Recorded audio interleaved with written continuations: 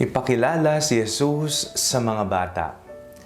Ako po si Father Fiel Pareha at ito po ang ating segment, ang Daily Devotion, na kung saan tayo po ay magdarasal, magbabasa at magninilay kasama ng salita ng Diyos sa buong taon.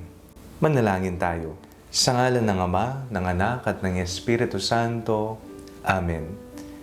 Halina, banal na Espiritu, liwanagan mo ang aming puso at isip nang maunawaan at may sa buhay namin ang iyong salita. Amen. Our Bible passage for today is from the Gospel of St. Matthew chapter 19 verses 13 to 15, and I read it for you. Then little children were being brought to him in order that he might lay his hands on them and pray. The disciples spoke sternly to those who brought them.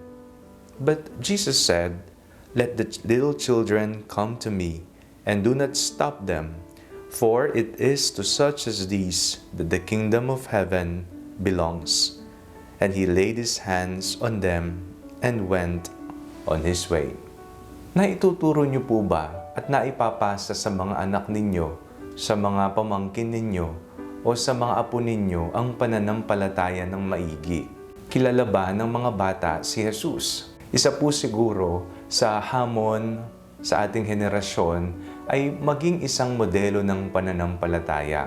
Opo, napakagandang paraan na ituro ang mga panalangin, mga basic prayers na tinatawag, ang Biblia, ang mga kwento ni Jesus at iba pa. Pero maganda rin po at epektibo na makita nila mismo si Jesus sa iyong buhay bilang may edad na maging isang modelo ng pananampalataya. Isang nakakalungkot na tagpo na makita ang mga matatanda na nag-aastang kung sino.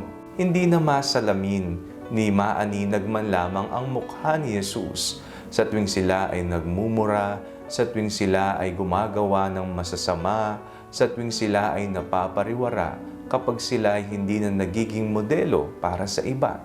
Kung tunay ang ating pagmamahal at ang ating pagtanggap sa ating Panginoong Jesucristo, naway maging modelo tayo para sa mga kabataan. Sa ating pong binasang Ebanghelyo, abay napakinggan po natin kung papaanong nais ng Panginoong ipatong ang kanyang mga kamay at yakapin ang mga bata. Pero sino po ang humahadlang? Ang mga alagad, ang mga may edad. Kaya pinagsabihan sila ni Jesus. At sinabi ni Jesus sa ating binasa, "Let the little children come to me, and do not stop them, for it is to such as these that the kingdom of heaven belongs." Mahal ng Panginoong Jesucristo ang mga bata. Kaya ipakilala po natin si Jesus sa kanila at huwag nating ipagdamot ang ating karanasang Diyos sa kanila. Maging mabuting halimbawa, maging ehemplo para sa mga kabataan. Manalangin tayo. Panginoong Jesucristo, pagkalooban niyo po kami ng tapang at sigasig na ipakilala ka sa mga kabataan. Maging mabuting halimbawa nawa kami araw-araw. Amen. Sa ngalan ng Ama, ng Anak, at ng Espiritu Santo. Amen. Huwag po ninyong kalimutang i-like ang video ito. Mag-comment po kayo and share it with your family and friends. Ang Panalangin Bago Matulog ay may sariling Facebook page na po. Huwag niyo pong kakalimutang mag-like at mag-follow dito, and do not forget to subscribe to our YouTube channel.